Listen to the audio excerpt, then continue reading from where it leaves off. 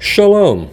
I'm Cantor David Proser of Kempsville Conservative Synagogue, Kehillat Bet HaMidrash in Virginia Beach, Virginia. And this is the Torah portion for the Shabbat of Saturday, November 7th, 2020, corresponding to the 20th day of the Hebrew month of Cheshvan, 5781. We thank Rabbi Joseph Prauser, Rabbi Adam Rosenbaum, Rabbi Joyce Newmark, and the United Synagogue Torah Sparks series for their various teachings and publications on this week's Parsha. This Shabbat, November 7th, we read the Parsha of VaYera in the book of Bereshit, the book of Genesis. It begins on page 99 of the Eitz Chaim Chumash and page 63 of the Hertz. As Avraham sits in his tent, God appears to him in the form of three angelic visitors who are greeted with eager hospitality. They tell him that Sarah will bear a son, Yitzchak, or Isaac, and Sarah laughs at the prospect of having a child at her advanced age. Subsequently, God also tells Avraham about his plans to destroy the cities of Sodom and Gomorrah, along with their morally corrupt inhabitants. Avraham, aware that his nephew Lot lives there, unsuccessfully bargains with God, citing the injustice to any righteous citizens should he kill the innocent with the guilty. He bargains with God, who agrees not to destroy the cities if 50 righteous people can be found there. Then 40, then 30, then 20, and Avraham finally bargains him down to 10.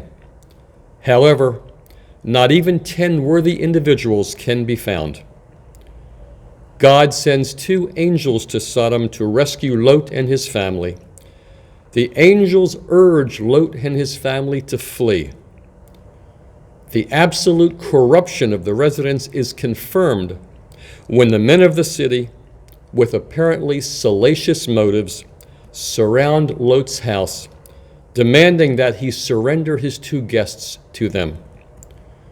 Lot and his family are spared, narrowly escaping the destruction of the cities, though Lot's wife is turned into a pillar of salt when, despite God's specific instructions, she looks back at the desolation.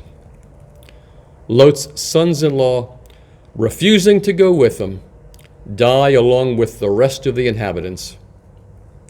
Seeking refuge in a cave, Lot's daughters, thinking that they are the last humans on earth, get their father drunk and have incestuous relations with him, producing sons Ammon and Moab, fathers of Israel's morally suspect historic foes.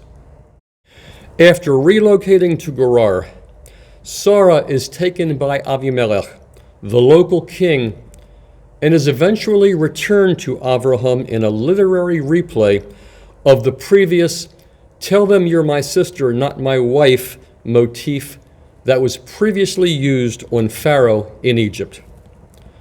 Avraham and Avimelech later agree to a truce and establish the city of Beersheba. Yitzchak, Isaac, is born as promised. He is circumcised and eventually weaned. When Sarah suspects Ishmael of being a bad influence on Yitzchak, she orders Avraham to banish Hagar and Ishmael from the house. On the brink of death from thirst, Hagar and her sons survive their wilderness exile via angelic rescue and a divine promise that Ishmael too will found a great nation. As the narrative moves along, God tests Avraham's loyalty, commanding him to offer his beloved son Isaac as a sacrifice. Compliantly and all but silently, he takes his son to Mount Moriah, places him on an altar, and is ready to fulfill God's command. But an angel stops his hand as he raises the knife. Abraham's reverence for God and God's covenantal promise of blessing to Abraham are both confirmed with renewed vigor. A ram is found with its horns caught in a thicket, and the ram is substituted as a sacrifice in place of Yitzchak. Even though we read this parsha, including the banishing of Hagar and binding of Isaac every year, this story should sound even more familiar to us at this time of year, as we have previously read it just 7 short weeks ago as the Yom Tov reading on Rosh Hashanah. This Torah reading has been the subject of more questions and commentary than I could ever begin to offer in this short video. So please feel free to go back to our YouTube Torah portion post for Rosh Hashanah from either the Temple Israel channel or our KBH Synagogue channel to hear more commentary relating to the stories of the banishing of Hagar and the binding of Yitzchak from this week's Torah portion. The Haftorah from this week is from the book of 2 Kings, chapter 4, verses 1 to 37. Beginning on page 124 of the Eitz Chaim Chumash and page 76 of the Hertz. It relates 2 miracles performed by the prophet Elisha, the disciple of the great prophet Elijah. In the first, a woman approaches Elisha and tells him that her husband had died, leaving her and her 2 sons destitute, save for a single pot of oil. The prophet informs the woman to borrow every pot she can from her neighbors, take them into her home, close the door, and pour oil from her pot into the borrowed pots. She complies, and miraculously, the oil never runs out. Elisha tells her to sell the oil to pay off her husband's debts, and that she will also be able to live on the sale of the rest of the oil. In the second story, a woman from Shunem, that is, a Shunammite woman, sees Elisha passing her house from time to time and shows hospitality by asking him in to eat. Every time he comes to Shunem, she welcomes and feeds him. After a while, she realizes that he is a great man of God and has her husband build a room for him on the roof, equipped with a bed, a stool, a table, and a candlestick, so that he will have a place to stay every time he comes by. Eventually, Elisha asked what he could do for her for all of her hospitality. She replied that her husband was old and they had no child.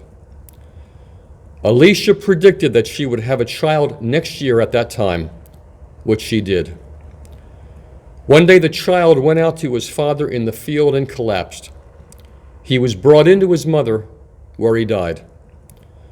The Shunammite woman went to find the prophet to inform him what had happened. Elisha returned to her house, prayed to God, and laid upon the child, eyes to eyes, mouth to mouth, hand to hand. The child was revived. The parallel between the Torah Parsha and the Haftorah is clear. The prophet Elisha, like Abraham, seeks every opportunity to practice loving kindness and bring relief and blessing wherever he goes.